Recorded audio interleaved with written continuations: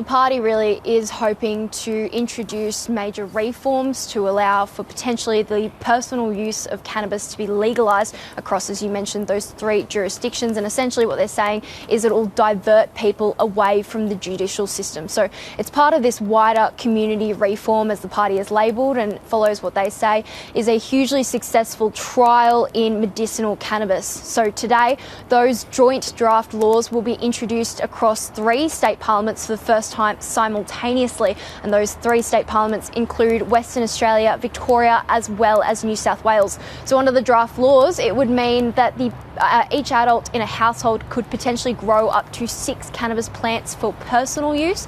It would also potentially allow for a plant to be gifted to someone else, but not to be sold. On top of that, it would also allow for a carer to potentially grow the crop on behalf of others. But under these laws, these draft laws, it would be potentially a staged approach, as mentioned by the party. It would allow for the market to essentially keep up with regulation and to get the wider community on board.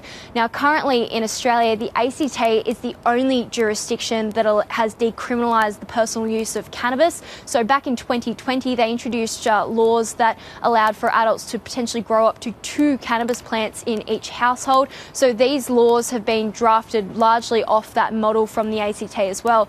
There's also 3 jurisdictions in the country that have decriminalised minor offences like possession of cannabis, and those include South Australia, the Northern Territory, as well as the ACT. So those have been replaced by fines. But today it is really important to note, ISK, that bill is simply being introduced into the upper houses of each state parliament. It won't be debated for until much later in the year, allowing for each state parliament to really mull over the debate as well.